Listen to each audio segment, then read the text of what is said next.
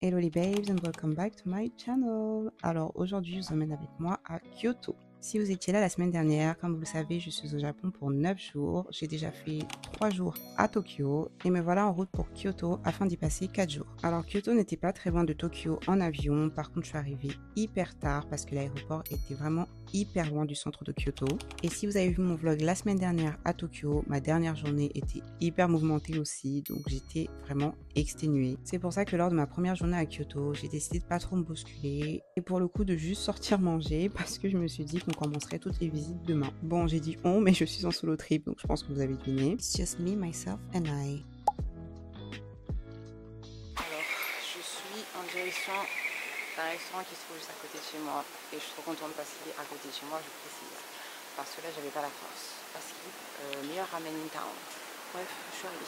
Comme vous pouvez le voir, le resto a eu beaucoup de succès, donc j'ai pas pu y manger ce soir-là. C'est pas grave, je me suis dit que j'allais retenter le lendemain puisque c'est à côté. Donc ça a fini en Uber Eats et 7-Eleven. Ok les babes, aujourd'hui direction la forêt de bambou. Franchement, je suis hyper contente de la faire parce que ça fait des siècles que je l'avais vu sur les réseaux sociaux comme plein de gens je pense. Et j'ai toujours trouvé ça magnifique. Bon, maintenant j'y vais à une heure pas très tôt. Donc je pense qu'il y aura beaucoup de touristes, forcément c'est un des endroits les plus connus ici. Ensuite j'ai un peu visité aux alentours parce que ça m'a l'air super sympa aussi. Par la suite, si j'ai le temps, je vais passer voir le fameux temple avec, vous savez, toutes les colonnes comme ça, trop belles, en rouge. Si j'ai le temps, je vais passer faire ça, juste avant d'enchaîner à Oji parce qu'en fait j'ai booké une activité que j'ai vraiment hâte de faire aussi. Et après je vais passer l'après-midi tranquille à Oji parce que c'est quand même à 30-40 minutes de Kyoto, donc je me dis autant rentabiliser. Et à Skip c'est très sympa là-bas, donc voilà.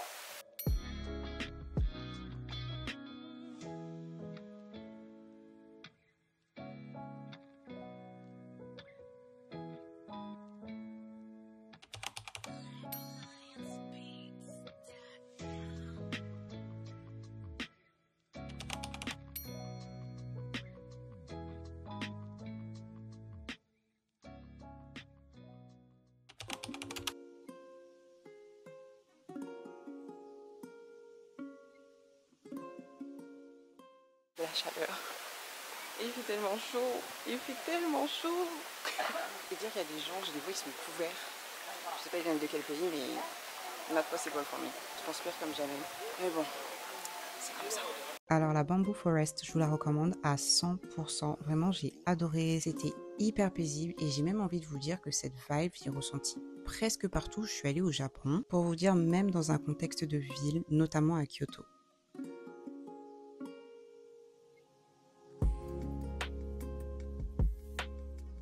J'ai découvert ça hier, que c'est la meilleure chose que j'ai mangée au 7-Eleven de ma vie. Incroyable. À la base, ça avait l'air sec. On a décidé de manger dans sa voiture. On est ensemble, mon gars. Je vous jure. Excellent. À part ça, je suis un peu perdue. Mais bon, c'est super beau, donc je m'en fous. Vraiment. Je marche au hasard, c'est magnifique autour de moi, il n'y a personne.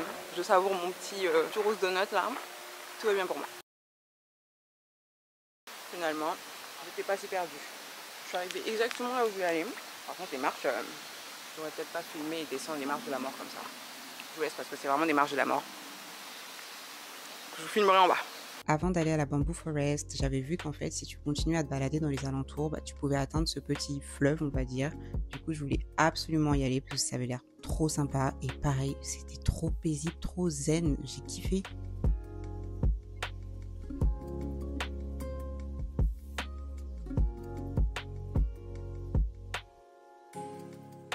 J'aurais voulu aller encore plus loin, traverser le pont et explorer les alentours, mais j'avais mon rendez-vous pour mon activité à Uji, donc il était malheureusement temps pour moi de partir.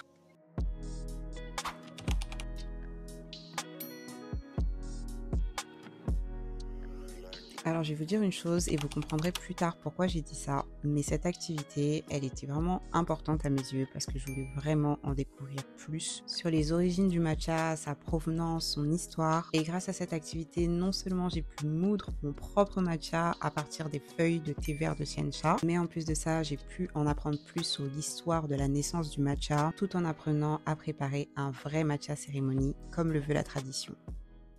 Right now, please enjoy your tasty tea. Not bitter. Yes, not bitter. Yes.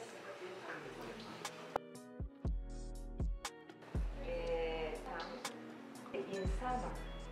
Après l'activité, en sortant du musée, je m'attendais vraiment pas à ça, mais juste à côté, il y avait un grand champ de thé matcha. J'ai trouvé ça incroyable parce que je pensais pas avoir la chance d'en voir un durant mon trip au Japon. Ensuite, j'ai décidé de continuer de me balader à Uji parce qu'en fait, j'avais un autre petit rendez-vous derrière que pour l'instant, je vais garder secret. Donc, en attendant l'heure du rendez-vous, je vais aller me prendre un autre matcha. Je sais, vous allez vous dire, elle en a pas eu assez déjà pendant l'activité, mais je me suis dit, je suis quand même à Uji, la capitale du matcha, quoi. D'ailleurs, finalement, elle était pas meilleure que celui que j'ai au musée parce qu'il y avait des grumeaux. Et pour finir cette journée déjà bien chargée, j'ai décidé d'enchaîner au fameux temple avec les colonnes rouges. Vous savez, pendant que je suis en train de vous faire la voix off, je suis en train de me rendre compte à quel point j'étais déter ce jour-là parce que ces 3 endroits ne se trouvent pas du tout proches les uns des autres. Mais bon, faut croire que carburer au matcha, ça paye.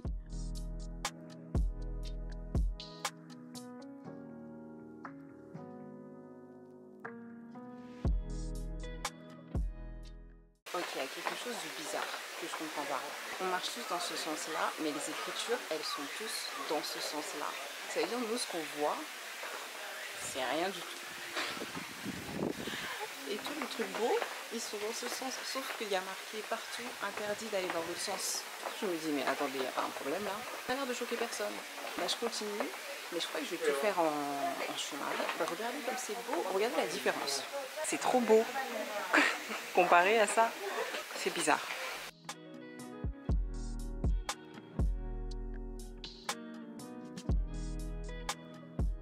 De ce que j'ai compris, 40 minutes à monter les escaliers pour arriver au top. Ou bien sinon je redescends. Je vais pas vous mentir, je suis fatiguée. J'ai fait plein de choses aujourd'hui, je suis allée partout là. J'avoue que 40 minutes là, ça me chauffe pas trop. Hein. Ça me chauffe pas du tout même. Donc, il est temps pour moi de redescendre et de voir du coup le chemin comme on est censé le voir avec les écritures. Peut-être que c'est ça. Peut-être que c'était ça le plan dès le début. Hein. Décourager les gens à cet endroit, comme ça ils retournent et là tu vois bien tout ce qu'il y a à voir. Ça fait un petit peu peur. Hein. Une ambiance assez sinistre. En plus je suis toute seule. En vrai ça m'a l'air d'être des tombes. Hein. Demi-tour. Bon, il est temps pour moi de rentrer parce que la forêt commence à humidifier mon corps. Et c'est vrai que j'ai toujours pas mangé de la journée. Je précise, il est 18h. Donc ouais, je peux pas monter les escaliers 40 minutes là. I'm sorry, but là j'ai atteint ma limite. Sur le chemin du retour, je réfléchissais à ce que j'allais manger le soir même et au final, je me suis rendu compte que tu as souvent la queue dans les restaurants qui sont connus en fait au Japon, c'est un peu comme partout au final. Et c'est vrai que dans tout mon trip, vu les journées hyper chargées que je me tapais, le soir même, j'avais vraiment pas la foi en fait de me taper des queues d'1 heure pour pouvoir enfin me nourrir. Donc c'est pour ça que vous me voyez souvent manger au 7-Eleven en fait. Mais le lendemain, je me suis dit ça suffit des bêtises, je ne commencerai pas cette nouvelle journée sans me nourrir. Donc après avoir fait une rapide machine, je me suis redirigée vers le fameux restaurant de ramen et j'ai pu enfin manger sur place. Vous savez c'est quoi le plus fou? C'était le premier ramen de ma vie et j'ai eu de la chance de le manger non seulement au Japon mais dans un restaurant primé par le guide Michelin. Sur le coup j'ai trouvé ça très savoureux mais en fait c'est après coup en comparant avec d'autres ramen que j'ai compris à quel point c'était excellent ce que j'avais mangé. Après le déjeuner j'ai enchaîné sur ce que j'avais prévu de faire ce jour-là à Kyoto et je vous laisse découvrir ça en images.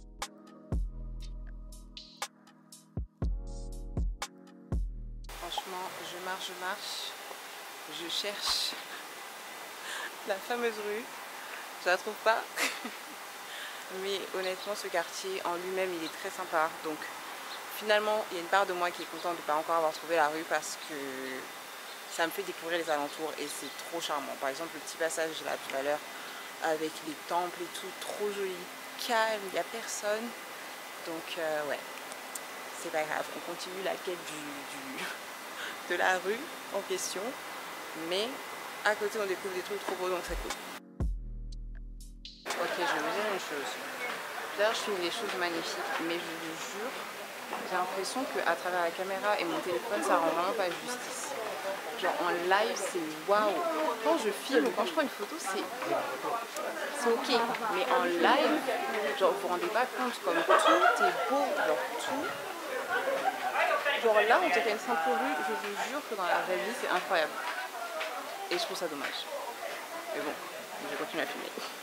Donc la fameuse rue que je cherchais, en fait c'était celle-ci. C'est genre la rue où tu vois au bout ce temple, vous allez voir juste derrière en image. Et je sais pas pourquoi j'arrivais pas à trouver sur Google Maps l'adresse exacte et même le nom du lieu en fait. Ensuite j'ai regardé aux alentours s'il n'y avait pas un petit truc sympa à manger, surtout un petit dessert. Et je suis tombée sur ce lieu qui avait un matcha au tiramisu assez réputé. Le matcha dessus était excellent, genre pas du tout amer. Par contre le tiramisu, I'm sorry, mais il était banal.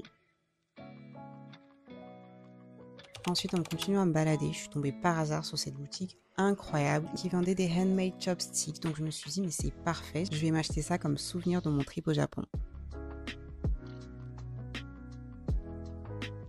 Faut savoir que depuis le temple que j'ai montré tout à l'heure, je faisais que de me balader au hasard et au final, je suis arrivée ici. Je ne sais pas comment, mais c'est parfait parce que ça faisait partie des choses que j'avais prévu de visiter. D'ailleurs, c'était un peu dommage parce qu'il a commencé à pleuvoir, mais heureusement, c'était pas la tempête comme il y a 2 jours de cela. Donc j'ai quand même pu kiffer et me balader tranquillement et honnêtement, c'était juste magnifique. L'architecture, en fait, elle est ouf et c'est totalement différent de ce que nous, on a l'habitude de voir en Europe. Il y a des moments où je me demandais si certains bâtiments étaient des musées ou des temples, mais en fait, je pense que tout simplement, tu avais des familles et des gens qui habitaient dedans et je trouvais ça incroyable. Allez les babes, on arrive au bout de mon séjour à Kyoto. J'espère que vous avez autant kiffé que moi j'ai kiffé et je pense même que j'ai plus kiffé Kyoto que Tokyo parce que j'ai vraiment aimé le côté très zen, très paisible alors que Tokyo est une ville beaucoup plus dynamique et bruyante. Mais je commençais quand même à brûler d'impatience d'enchaîner sur la meilleure partie de mon trip, c'est-à-dire Okinawa. Donc je vous invite à liker, à commenter si vous avez des questions sur mon trip, mais surtout à vous abonner à ma chaîne pour ne pas manquer la 3e et dernière partie de mon trip au Japon. Je vous fais des bisous les babes et je vous dis à très vite.